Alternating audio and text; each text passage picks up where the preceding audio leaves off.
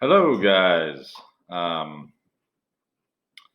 so we finished up chapter 1, and we are jumping all the way to chapter 6.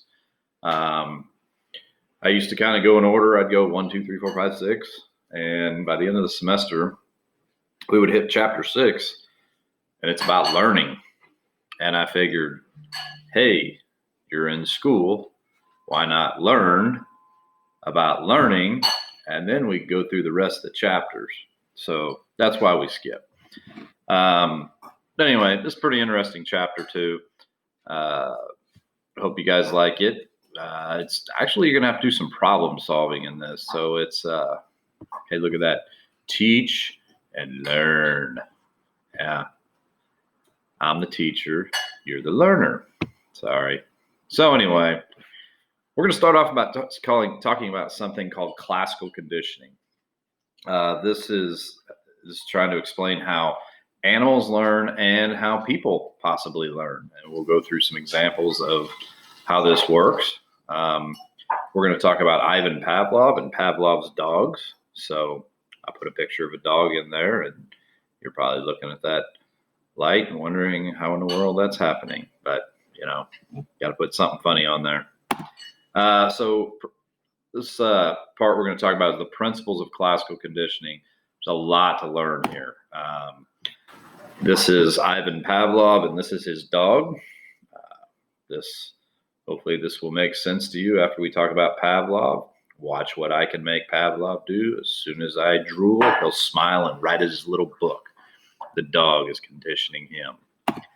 All right, you're going to have to learn a lot of vocabulary terms, and it's they're ones you kind of know, but you don't know how we're using them in psychology. So first of all is a stimulus. A stimulus is something that produces a reaction. So if I told you a joke, man, I can't think of any jokes right now. Oh, yeah. 2 guys walk into a bar and the third guy ducks. Ha, see, that joke was a stimulus, and it produced a response, which made you laugh. I'm sure you're falling out of your chair laughing right now. Conditioning is learning that involves stimulus-response connections. So we're getting a stimulus, trying to create a response. We're going to come back over these. Again, these are vocabulary words, dictionary definitions that probably are boring as all get out. A neutral stimulus is a stimulus that does not cause a response. So if I knock on the table, that does not cause you to do anything. But we'll get into that here in a bit. So stimulus, conditioning, neutral stimulus. There is more. Lucky you. I'm sure you're pretty excited. Classical conditioning. What is the definition of that? One stimulus calls forth the response that is usually called forth by another stimulus. So also, there's another cartoon, The Real Reason Pavlov's dogs salivated. Anyway, we're going to come back to this definition so that we can understand it more after I talk about this. Let's see. The stimuli are associated with each other. And once again, we'll come back to this. So we're going to talk about Pavlov's dog. And I think I did talk about this before. If I didn't, well, you're going to hear about Pavlov. So Ivan Pavlov wanted to learn about the nervous system and digestion. And he started to study salivation. Salivation is the first part of the digestive process. When I put food in my mouth, I'm going to eat a pumpkin. No, I think this one's fake anyway. Here's an acorn. We could eat wait, that's a big acorn. All right. Anyway, so whenever you eat something, your spit breaks it down first. That's part of the digestive process. And he wanted to study how much that dogs would salivate. He knew that dogs would salivate to meat. Now, there is an argument whether or not it was meat or meat powder or whatever. I don't even know what the facts are on that. But he started finding out that the dogs would salivate to the metal trays because it was in the early 1900s. They would salivate to the metal trays when he was in the other room getting everything set up. And he's like, what? These things are, I mean, I don't even have to put meat powder on their tongues. I don't even have to put food next to them. And they're already salivating. And so he decided, man, I'm going to get these guys to drool to anything. So he did an experiment. And here's what he did. He would ring a bell. Ding. There is another argument whether he rang a tuning fork or a bell. We'll just say he rang a bell. So he'd ring a bell, and then he'd give the dog meat, and the dog would salivate. And he'd ring a bell, and then he'd give the dog meat, the dog would salivate. The bell is a neutral stimulus. We can even go back to this. Neutral stimulus is a stimulus that does not cause a response. That bell does not cause the dog to do anything. Okay? So it's a neutral stimulus, just like me knocking on this table. No response. Okay? Then he did this several times. Ding, meat, ding, meat, ding, meat. Dogs salivate into the meat, salivate into the meat, salivate into the meat. And then he rang the bell, ding, and he didn't give them any meat. And guess what they did? They salivated. Spit comes drooling, dogs going crazy. All right. Now, some of you may have seen on, what is that show? The Office. Jim does this to Dwight with an Altoid. And he mentions, hey, I remember in psychology class in high school, we learned about Ivan Pavlov. And so he goes through this whole thing. And guess what? Now you know about this. That is an even funnier episode of The Office. And some of you guys are going, since you got all this time, you're sitting at home, waking up and goodness knows what. I think I'll watch that episode of The Office. Anyway, you guys do what you want. I'd be watching TV too. All right. So here is how it works. You've got an unconditioned stimulus, which is food, causing the dog to drool. Then the neutral stimulus, ding, ding, ding. Dog, look at that look on his face. It doesn't cause a response. The dog's looking at you going, what's up with you, idiot? Okay? Now, then you ding the bell and give it food. It's salivating, but it's salivating to the food. And then after they're conditioned, ding, spitty, start spitting and drooling all over the place. All right? Let's go back to the definition of classical conditioning. One stimulus calls forth the response that is usually called forth by another stimulus. One stimulus, the bell, ding, calls forth the response that is usually called forth by another stimulus, food. The stimuli are associated with each other. All right, so I told you we'd come back to this definition, and let's go back to that picture. All right, again, one stimuli, the bell, calls forth a response, salivating, that is usually called forth by another stimuli. Okay, so let's go to these words here. Stimulus and response. These are important words to understand. Oh my goodness, that's a lot of vocabulary words. I'm sure glad I'm not in school. Oh well. So anyway, unconditioned stimulus is a stimulus that causes a response that is automatic. Unconditioned stimulus causes a response that is automatic. So it's Halloween time, and maybe you go to a haunted house, and something jumps out. Because if you go to a haunted house, and if you're walking down one of those hallways at like the edge of hell or the whatever the place is called, there's some moron behind the corner getting ready to jump out. You even know it. All right? Him jumping out, that unconditioned stimulus, you're scared. It scares the devil out of you, man. And that's an unconditioned stimulus. That joke I told you earlier about two guys walking into a bar and the third guy ducks, the first guy hits his head on a bar, the second guy hits his head on the bar, and the third guy ducks. All right. You thought it was about going into a bar, like drinking. No.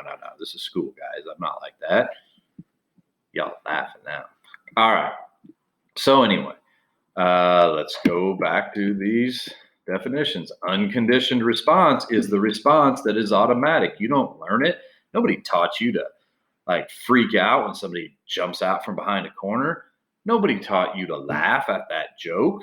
All right. That's unconditioned response. You're not conditioned. You didn't learn it. It's just automatic. Okay. Conditioned response is a learned response to a stimulus. The dog salivating to the bell. All right. But if I jumped out of it, if I rang a bell and jumped out from behind a corner every day, and then sometime you heard a bell, yeah, you'd freak out. All right. And a conditioned stimulus. A conditioned stimulus is a stimulus that you learn. Like, so that bell goes from, and let me see what we got here. That bell is a conditioned stimulus. Here, it's a neutral stimulus. Then it becomes a conditioned stimulus. Guys, you're going to have to learn this stuff. You're going to have to be given situations where you have to identify an unconditioned stimulus, an unconditioned response, a neutral stimulus.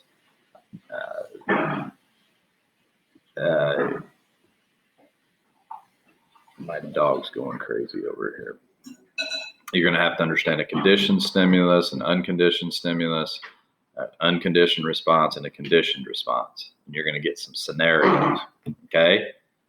So let me give you a scenario. No, I'll give you the scenario later on. Okay. So we're talking about all this classical conditioning business, all these vocabulary words. But what does classical conditioning do?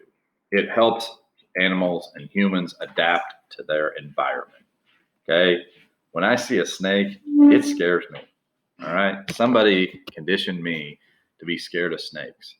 And guess what? I'm still alive today because every time I see a snake, I run away. I've never been bitten by one. I've never been hurt by a snake because I get away from them because I've been conditioned not to like snakes. Okay. We avoid danger this way. Think about this. Girls, let's say you're parked and, you've been conditioned to, that isn't classical conditioning. We're going to get some scenarios here. So we learn how to adapt to our environment. So something called taste aversion. Okay. Here, I'll tell you my joke. There's a snail, goes to a used car salesman, and he walks in. Actually, he scoots in, and he goes up to the used car salesman, and the used car salesman says, "Hey, can I help you?" And the snail looks over and he says, "Hey, I want to buy that Cadillac right there. Great, big, beautiful black Cadillac. Wonderful car." He says, "Oh, okay, no problem." Used car salesman doesn't even have to finagle or anything. Snail says, "But I got a couple conditions." He says, "Okay, what do you need?" He said, "Well, I need you to paint a great big S on the door. And I want you to paint another S on the opposite side door. On the hood, I want you to paint a great big S. And on the trunk, I want an S. And on the top of the car, I want a great big S." And the car salesman says, "Oh, okay, I think we can handle that." And he says, "If you don't mind me asking, Mr. Snail, why do you want all these S's all over your car?" Snail looks at the used car salesman. He says, "Because when I drive down the road, I want people to say, 'Look at that escargot.' Escargot. That's what when you go out to eat dinner and you order snails, it's called escargot. All right. So, you guys ever had snail? I have not. But we learned to avoid certain foods. All right. You guys ever ate something, got sick, ralphed all over the place, and you're like, "I'm never eating that again." You had this taste aversion. You've been conditioned not to eat that food because you'll taste that food. Like you'll smell it and it makes you nauseous. Okay. And that's one thing about classical conditioning is an involuntary behavior. That dog didn't sit there and think, I think I'll drool right now. No, it just drooled. When I jumped out from behind a corner and scared you, you were scared. You didn't really think about it. You just got scared. When I told you that escargot joke and you laughed, you didn't even think about it. You just laughed. All right. And if you got sick and you smelled some type of food and then you got nauseous, you didn't mean to get nauseous. That just smelled bad and it brought your mind back to some old food that made you sick. All right. This is an example of one trial learning. It only happens one time, like with classical conditioning. Ding me, ding me, ding me. It had to do it over and over again. This, you get sick off of food, you're done. You're done. You associate a certain food with getting sick.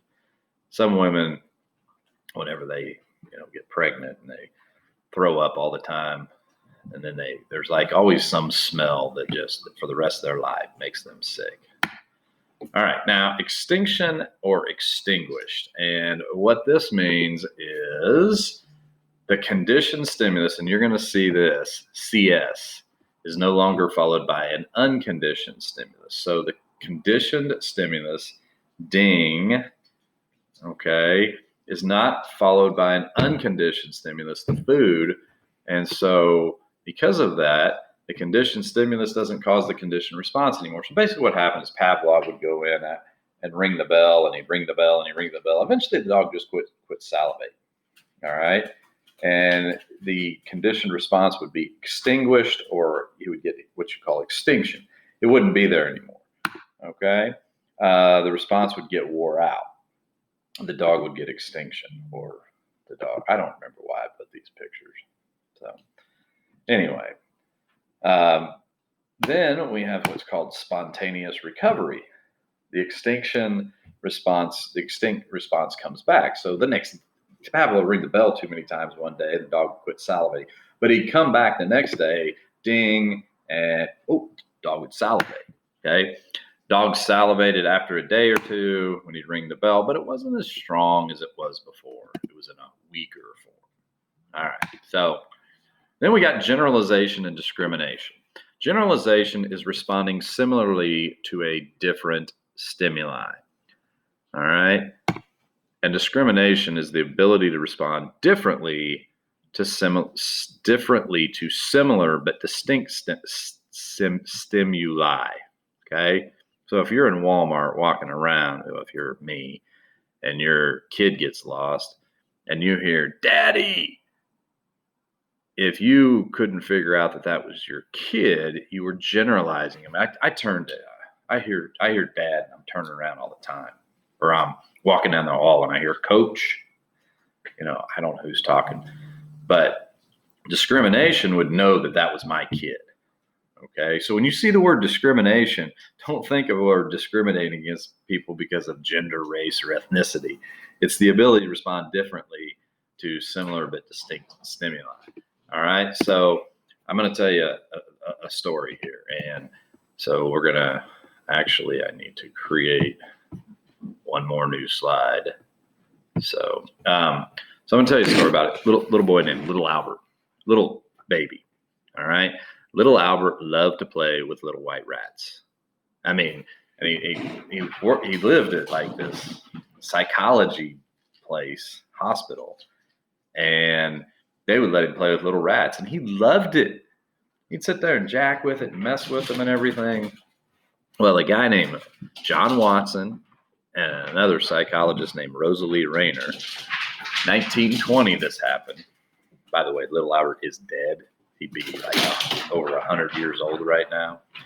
So anyway, they would bring the rats in, and when Little Albert would reach to grab the rat, they would, behind his head, bang 2 steel bars behind his head. Little Albert would jump. All right. And every time a little rat came and he would reach for it, bam, it would scare the crud out of him. They did this 6 times. They conditioned him to be fearful of little white rats. And so when a little white rat would come in, he would get scared and start crying. And it got so bad that he got afraid of anything furry, dogs, rabbits, little monkeys, and they brought in little monkey, stuffed animals, women in white fur coats he got scared of. All right. Now, generalization, responding similarly to different stimuli. Little Albert suffered from generalization here. Can you hear my dog and cat running around? Anyway, little Albert responded similarly to all these other things, including a woman in a fur coat. If Albert only was scared of white rats, that would be discrimination. Okay? So I want you guys to understand something and how we're going to do this. So let's look at little Albert's story. What is the unconditioned stimulus? Okay? The unconditioned stimulus. Think about it. What is the stimulus that makes little Albert scared? Okay? What is the stimulus that makes little Albert scared? Yes, banging the steel bars. All right? So the steel bars. And the unconditioned response is his reaction. Okay? And what is his reaction when they bang steel bars together? Fear. Okay? Now, what is the conditioned stimulus that goes on in little Albert's story? Little Albert, the stimulus that causes the fear now is not the steel bars, but it is the white rat. Okay? And the response, the conditioned response, the responses are always the same. 95% of the time, the responses are the same. Fear. Okay? So that's what you got to do. You're going to get a scenario. And first of all, we're going to learn a couple days later, we're going to learn about operant conditioning. But you're going to have to identify whether something is a classical conditioning or operant conditioning. To do that, think about the response. Is it voluntary or involuntary? Now, this will make a little more sense when we hit up with operant conditioning here later on this week. Then you got to identify the unconditioned stimulus, the unconditioned response, conditioned stimulus, and conditioned response if it is operant, or if it is classical conditioning. This is an example. Okay, you're going to get a whole bunch of scenarios, and you're going to have to identify these things correctly. All right, this will be on your test. This is something that you're going to have to do. So if you're having trouble with it, and you need to Google Meet with me or something and talk about it, no problem. I can do that. Although I have to do it at night. I got class. I do have 7th hour, which is 2 o'clock every day. We could do it at 2 o'clock. We could do it. Maybe we could do it during swim practice. I don't know. But anyway, so you need to understand this stuff and how it works. All right. So I don't know. I hope this makes sense to you. Also, tomorrow I'm going to give you this assignment, and you can just go through this thing we just did. Although it doesn't have everything on there, make sure you check out Google Classroom. You'll find this tomorrow. You can find, this is 6th hour. You can find a copy of the chapter. I will be moving chapter 6 up, information material, copies of each chapter. I click on that. There's chapter 6. And that comes on up. And hey, by the way, if you want to learn about little Albert, you can read the story of little Albert here. It starts on page 2, and then you got to go back to page 1. So you can go through and read and understand these vocabulary words, okay? I understand. Look at that. Hey, that looks like that picture. And notice they use a tuning fork. My picture has a bell.